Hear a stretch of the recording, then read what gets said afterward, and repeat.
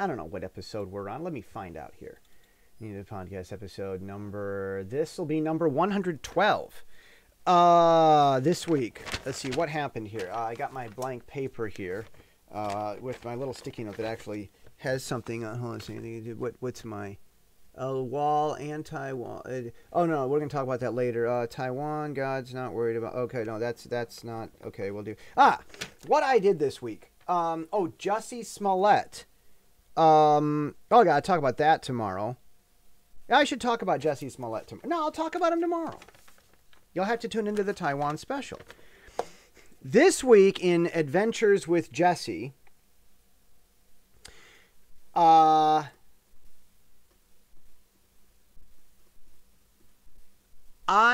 fact, I'm wearing my Ink is a Verb shirt today. I'm quite happy about it. I reached a place today. Well, this week.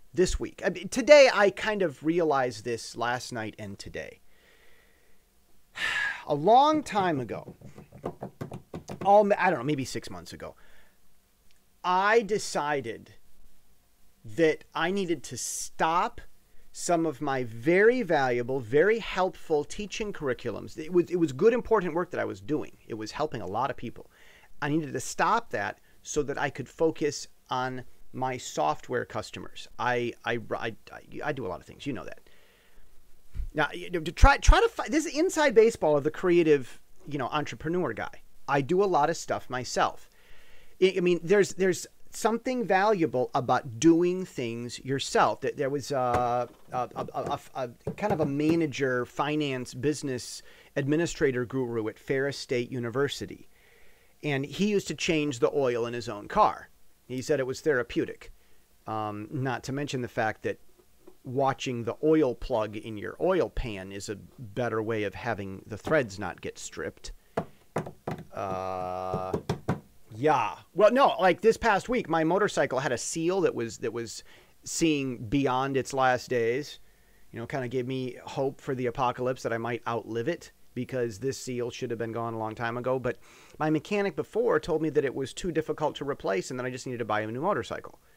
And I knew that wasn't true, but I had this new mechanic and he said, I can replace it for $3 in an hour. And I'm like, my goodness. It's, like that kind of stuff happens in Taiwan. Now, the old mechanic, the one that told me that I needed to just get a new motorcycle, he's supposed to be a Christian. Like, they go to church. I've gone to church with his family, actually. So I don't know. I might have some polite words with them, but I want it to be beneficial, not just to yell at them, because there's never waste your time telling an idiot that he's an idiot. You have to make sure whatever you do with someone, you must make sure that it's constructive, that it results in some level of progress.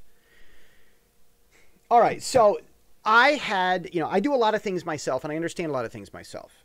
Because I understand mechanics, I knew that buying a new motorcycle rather than replacing a $3 seal just was ridiculous. And I knew that the mechanic who told me who told me otherwise, was being ridiculous.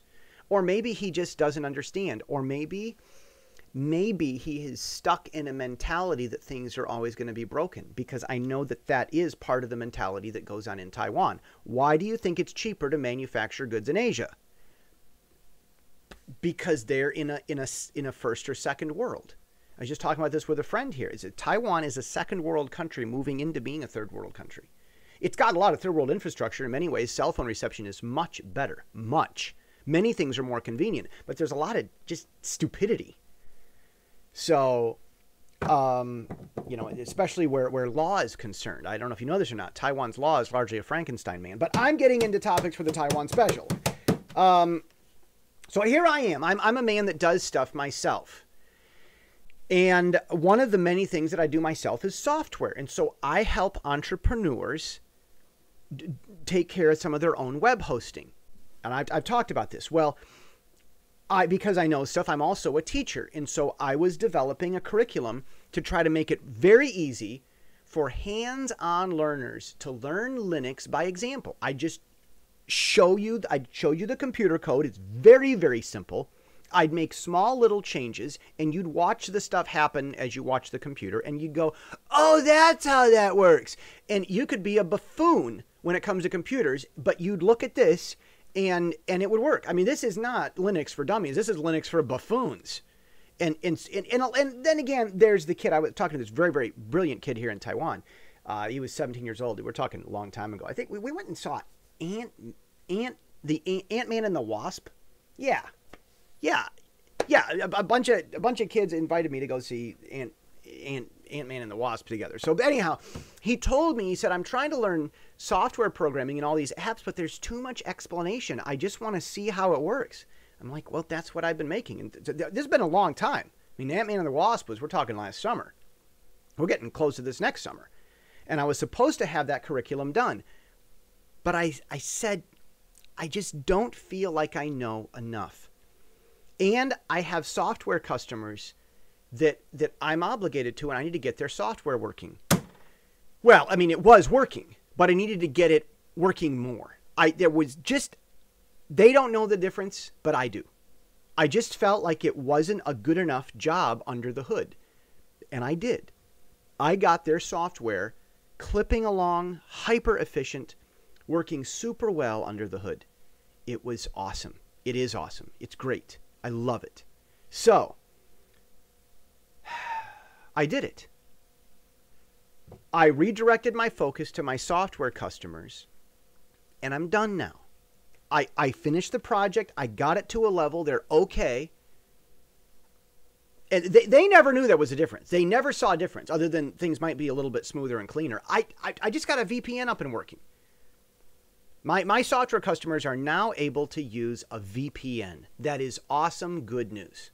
I mean, wouldn't that be great? You know, same $20 a month. You had your website, you had your cloud hosting, you had your email, and you had your own VPN, and it's just whatever you want to use. And if you use too much, then you got to pay more. But they're your resources to use how you want. You're required to have this much space and that much bandwidth. It's just these are your resources. Use them how you want. Email, cloud, web traffic, whatever you want to use it for, it's yours to use. Is that great? So that's done. That's done. That's finished. I did a good job. I said months ago I needed to focus on my software customers. I did that. And now I'm going back to the education side. And I'll tell you what, during that time, while I was improving their software, I learned so much more about computers. And I knew this would happen. I just said to myself, as a teacher, I don't feel that I know enough. I learned so much more about software. I read 2 books on Linux. I finished a 3rd book on Linux, just about. This is a cute little book on Linux. It doesn't cover everything, Linux for administration. Oh, look at that. It's green, so it thinks that's green screen. Yeah, anyhow, great book. Yeah, I just about finished it. I learned so much that I literally expanded the remainder of my Linux curriculum 25%. I had 3 sections done, and I made the 4th. I had always planned to do a 4th. There was room for the 4th. It was in the website, waiting for the fourth section. And I wrote the entire 4th section. I think I said that last week. So that's it. Now, what I'm going to be doing in my life, personally, my life, what I'm doing. I've got email filtering figured out. I've got VPN figured out. I've got awesome, amazing stuff on these servers. And I am refocusing to get some basic, useful teaching curriculums in place, both for computer and for English, whether parents doing homeschooling or ESL teachers abroad. Same curriculum. I'm very holistic when it comes to this. My English curriculum is for native speakers and for ESL students. I'm going to be focusing on those curriculums. They will give me more money, and then I'll be able to focus more on the software and go back to it. So I don't know if you knew this or not, but Peter Jackson was making King Kong, and then Lord of the Rings was kind of a detour for him so he could get enough money to finish King Kong. I don't know if you, like Viggo Mortensen couldn't say goodbye to Peter Jackson because Peter Jackson was already starting his work on King Kong at the end. I don't know if you knew that or not. Cheerio. Much more to talk about in the Taiwan special coming up the rest of this week.